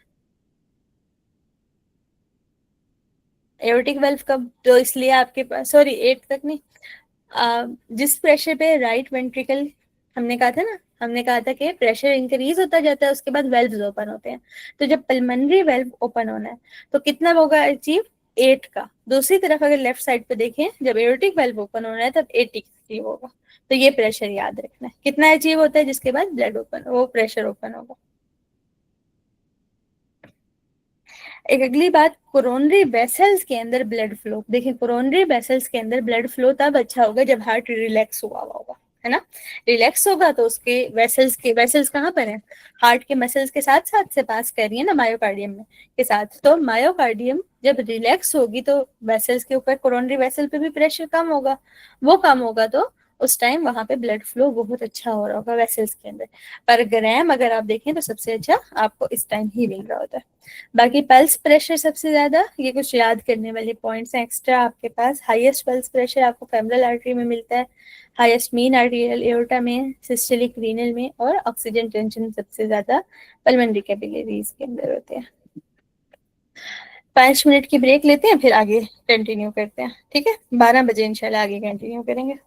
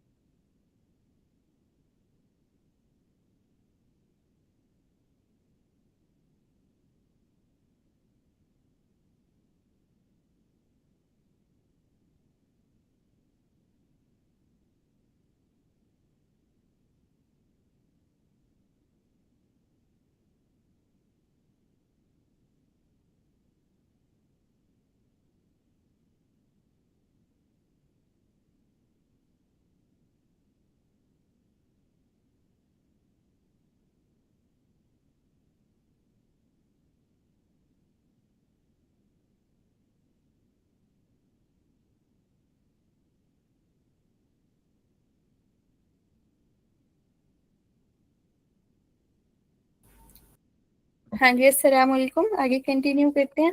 अभी हम दोबारा से क्या देखने लगे हैं, जेबीपी। ठीक है, जेबीपी रिलेटेड क्वेश्चन देखेंगे, जेबीपी को देखेंगे। हमें अब कंसेप्ट बन गया हुआ है। ये वो सारी चीजें हैं जो कि अभी हमने पढ़ी नॉर्मल जेवीपी। अब हम वो तब देखने लगे हैं जेवीपी के ऊपर कुछ पॉइंट आपने याद रखने हैं पेपर वाइज कि किस वक्त जेवीपी के अंदर 46 पॉइंट है रेफ्यूला के ऊपर, इसको भी हाईलाइट रखिएगा। ये जो हमने नॉर्मल वेव्स देखी, ठीक है, पहली पहली कौन सी थी? ए वेव थी। आप लोग हैं ना साथ? आवाज आ रही है मेरी? कोई मसला तो नहीं है? यस मैम, आ रही है। ठीक है। तो सबसे पहली चीज हमने क्या देखा था? ए वेव ना। ए वेव कब आ रही थी? एट्रिया की कंट्रैक्शन में। अब इम्पोर्टेंट बात ये है, एट्रिया की कंट्रैक्शन के टाइम अगर एक पर्सन को एट्रियल फिब्रिलेशन है, कंट्रैक्शन अच्छी नहीं हो रही, या आगे से माइट्रल स्टेनोसिस है, तो ए वेव जो होती है वो एब्सेंट होती है। ठीक है, पर्सन की जेवीपी में ए वेव नहीं आ रही होगी। अगर किसी पर्सन की जायंट ए वेव आ रही है तो उसका मतलब क्या है? उस पर्सन की ट्राइकस्पिड बल्ब की स्टेनोसिस है। तो ये आपने कुछ इंपॉर्टेंट चीजें याद रखनी है। ए वेव एब्सेंट कब होती है? जब एट्रियल फिब्रिलेशन हो या फिर माइट्रल स्टेनोसिस हो। जायंट कब होती है? नॉर्मल से ज्यादा एक्स्ट्रा आपके पास ट्राइकस्पिड स्टेनोसिस के टाइम। नेक्स्ट आपके पास क्या था? राइट वेंट्रिकल कंट्रैक्ट करता था, सी वेव बनती थी। जब वो कंट्रैक्ट करता था तो जो ट्राइकस्पिड वेल्व है वो थोड़ा सा ऊपर की तरफ बल्ज करने लग जाता था। अगर किसी पर्सन का ठीक है, इसके रिलेटेड आपके पास कोई वो मौजूद नहीं है। नेक्स्ट आपके पास है एक्स डिसेंट का ना। एक्स डिसेंट कब था?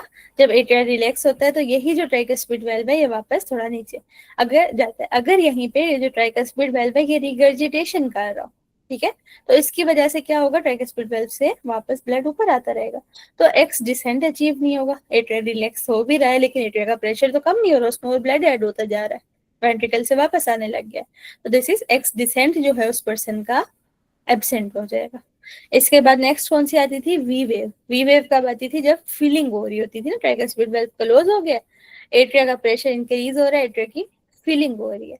अगर किसी पर्सन को यही ट्राइकस्पिड रिगर्जिटेशन है तो ट्राइकस्पिड वेल्व क्लोज नहीं हुआ, फीलिंग आपके पास वेन से भी हो रही है, वेंट्रिकल वाला ब्लड वापस भी आया है, तो एट्रिया का प्रेशर जो है वो आपकी वी वेव जो स्लोली ऐसे जा रही थी ना वो जल्दी बनेगी और जायंट बनेगी। तो आपको ट्राइकस्पिड रिगर्जिटेशन के केस के अंदर आपको क्या मिलेगी? जायंट वी वेव मिलेगी। ठीक है, अगली चीज क्या है? V descent. वी डिसेंट के केस में कब होता है? वी डिसेंट क्या था? जब राइट एट्रियम का ब्लड राइट वेंट्रिकल में जा रहा है। तो अगर किसी पर्सन की आगे से कंस्ट्रिक्टिव पेरिकार्डाइटिस हुई हुई है, ठीक है, तो उसमें क्या होगा? आपको वाई डिसेंट बहुत ज्यादा प्रोमिनेंट हुआ हुआ मिलेगा, लेकिन कार्डियक टेम्पोनेट है तो ये एब्सेंट मिलेगा। तो ये आपके पास जो 5 पॉइंट्स लिखे हुए हैं ना, ये 5 पेपर में बार बार आए हुए हैं, तो इनको कोशिश कीजिएगा अच्छे से याद कर लें। आई थिंक मैंने यहाँ पे एब्सेंट बताना भूल गई, मैंने जैसे आपको ट्राइकस्पिड रीगर्ज में बता दिया। ट्राइकस्पिड रीगर्ज में एक्स डिसेंट जो होता है वो एब्सेंट हो जाता है, मैंने कह दिया था कि वो ज्यादा आ जाता है, तो इस चीज को क्लियर कर लें। एक्स डिसेंट क्या होता है? जब ट्राइकस्पिड रीगर्ज कर रहा है, ब्लड वापस ऊपर जा रहा है, तो एट्रिया का प्रेशर के ऊपर जो डिसेंट आना था वो सही नहीं आएगा, तो एब्सेंट हो जाएगा। एक्सक्यूज मी मैम, ये जहाँ पर वाई डिसेंट है, ये जब आर ए की एम्पटिंग हो रही है इनटू राइट वेंट्रिकल में, तो इसमें भी मतलब एट्रिया रिलैक्स होगा या कॉन्ट्रैक्टेड स्टेट में होगा वाई डिसेंट में? एट्रिया रिलैक्स होता है इस टाइम। अच्छा ठीक है। तो जो एम्पटिंग हो रही है तो वो तो कॉन्ट्रैक्शन से नहीं होती? तब भी होती है, लेकिन वेल्व ओपन हो गया हुआ है ना, तो एम्पटिंग स्टार्ट हो गई थी। आगे अच्छा, कंट्रैक्शन होगी तो दोबारा मजीद एम्पटिंग यानी होगी। एक्स डिसेंट और वाई डिसेंट दोनों में एट्रिया रिलैक्स होता है? हाँ जी, दोनों में एट्रिया रिलैक्स होगा। मतलब ठीक है।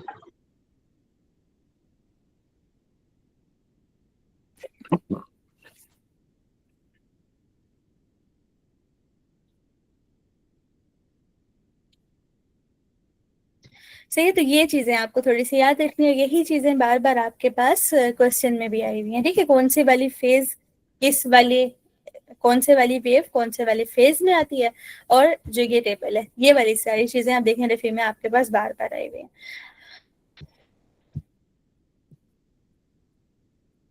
नेक्स्ट अभी हमने हार्ट साउंड्स देखी। हार्ट साउंड्स हमें अभी तक पता है, इनको भी जल्दी से रिवाइज करते हैं और इनसे रिलेटेड भी क्वेश्चन देखते हैं।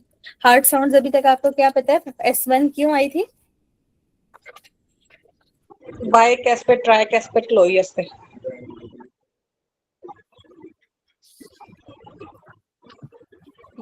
S1 के टाइम S1 आई थी, S1 थी माइट्रल और ट्राइकस्पिड के क्लोयर्स है, ठीक है। माइट्रल और ट्राइकस्पिड एक लेवल के ऊपर है, तो इन दोनों का क्लोयर। और ये टाइम कौन सा था? तब था हमारे पास आइसोवॉल्यूमेट्रिक कंट्रैक्शन थी।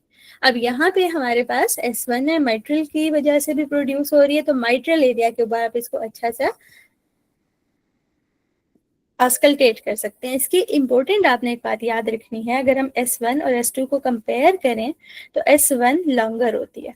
अगर हम दोबारा से कार्डियक साइकिल में भी बनी हुई देखें तो S1 लॉन्गर बनी हुई है। ये है आपके पास S1, इसका देखें कितनी है, और ये है आपके पास S2, ठीक है। तो S1 क्या होती है? लॉन्गर होती है। एक आपने अच्छी इंपॉर्टेंट चीज ये याद रखनी है। लेकिन दूसरी बात, टाइम तो ज्यादा है, लॉन्ग तो है, लेकिन इसकी इंपॉर्टेंट बात ये होती है कि इसकी फ्रीक्वेंसी और जो इंटेंसिटी होती है वो S2 से कम होती है। तो इन दोनों का ये कंपेरिजन आपके पास इंपॉर्टेंट है। नेक्स्ट आपके पास कौन सी थी? S2 कब थी? जब एओर्टिक और पल्मोनरी वाल्व क्लोज हुए थे, आइसोवॉल्यूमेट्रिक रिलैक्सेशन हुई थी। अब इस टाइम मसला ये है कि जो पल्मोनरी वाल्व है ना, वो आगे से कनेक्टेड है साइड से, है ना, पल्मोनरी आर्टरी से। तो उसके आगे आपके पास क्या होगा? लंग। अगर आपके पास लंग के प्रेशर की चेंजेस आ रही हैं तो वो इफेक्ट डाल रही होती हैं पल्मोनरी वाल्व पे। वो क्या होता है? जब पर्सन इंस्पायर करता है तो उसकी प्रेशर चेंजेस से, ये बिल्कुल मिली सेकेंड्स के डिफरेंसेस होते हैं लेकिन होते हैं, तो पल्मोनरी वाल्व एओर्टिक से जरा सा लेट क्लोज होता है, ठीक है।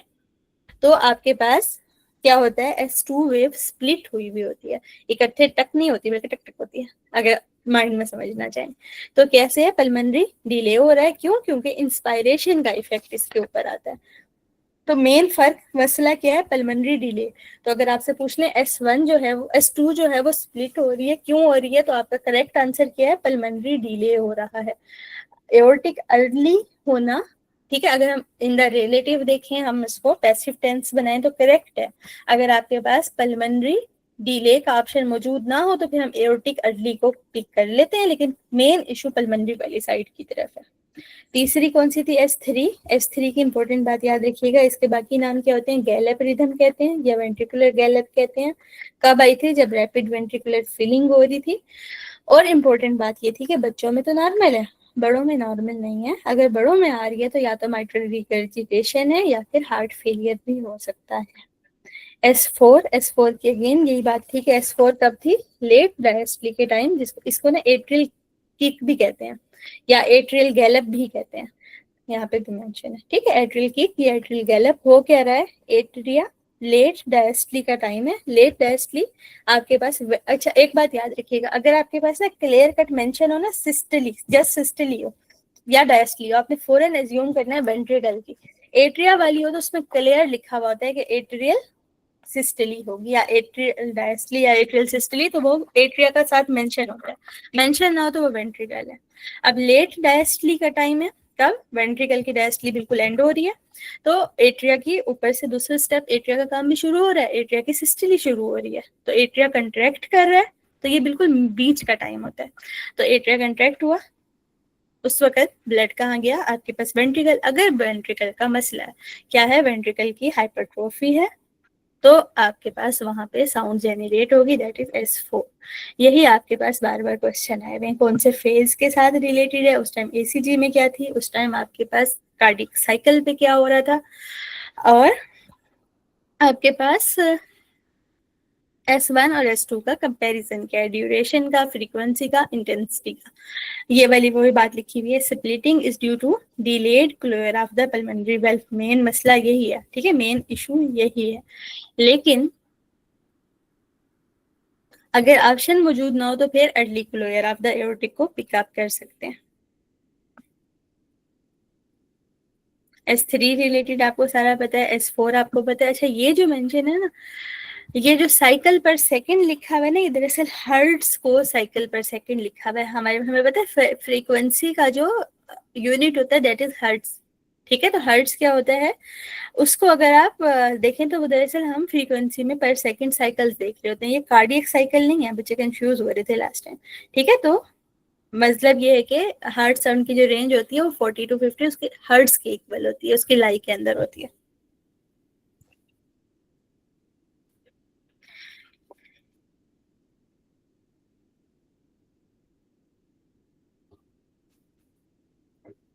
ठीक है, इस सारे में मुझे बताइएगा कोई मसला है?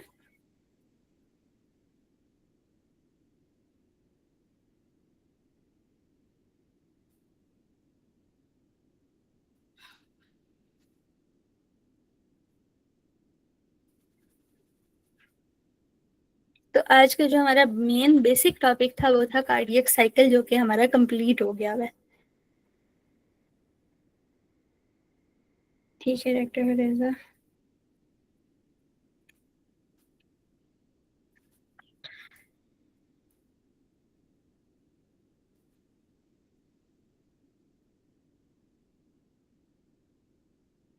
सही, तो फिर हम आज का लेक्चर हम खत्म करते हैं। आज का लेक्चर वैसे थोड़ा छोटा था, लेकिन इसमें आपके पास रिवाइज करने की बहुत ज़्यादा चीज़ें हैं। तो आज में आपने जो फोकस रखना है ना, वो आपने ये रखना है कि इस चैप्टर के रिलेटेड डबल ए से एमसीक्यू ज़रूर करें, ठीक है? क्योंकि अभी तक आपने पढ़ा है, आपको ये चीज़ें सीधी सीधी लग रही हैं, आपने ग्राफ सामने रख के पढ़ा है। जब आप सॉल्व कर रहे होते हैं तो किस टाइम प्रेशर पे क्या चेंज आ रही है, किस टाइम क्या हो रहा है, थोड़ा सा कंफ्यूजन क्रिएट हो जाती है। तो कोशिश आज ये करनी है, आज के लेक्चर के बाद ये ग्राफ अपने साथ रखें। फर्स्ट एड में भी है, वीआरएस में भी है, हर बुक में बना हुआ है, ठीक है? साथ में क्या करें, आप अपने पास डबल ए देखें, डबल ए में से इससे रिलेटेड वाला जो एमसीक्यू नजर है उसे देखें, आपसे सॉल्व हो रहा है या नहीं हो रहा। अगर कहीं पे कोई मसला आ रहा है उस एमसीक्यू की पिक्चर लेके मुझे भेजें, ताकि फिर हम उसको डिस्कस कर लें। मुझे बताइए कि इस सारे में कोई क्वेश्चन करना है?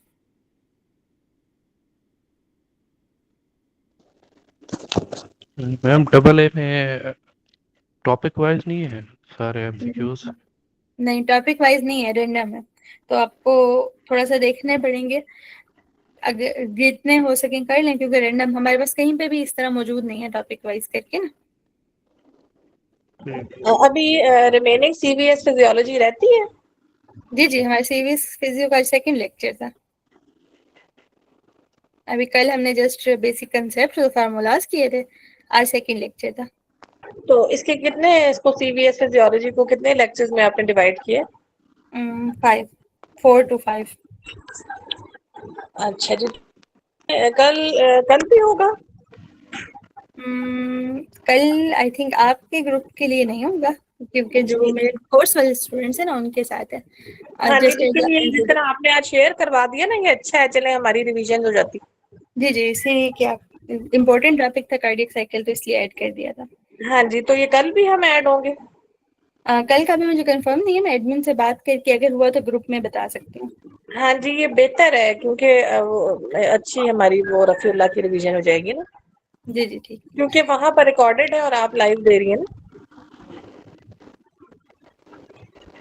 हाँ जी, आप मेरे से ना बात कर लीजिएगा, इधर मुझे आप मैसेज कर लीजिएगा, फिर हम उस पर बात कर लेते हैं। चले ठीक है, थैंक यू सो मच। ठीक है, थैंक यू। सही, फिर हम लेक्चर को एंड करते हैं। Thank you so much.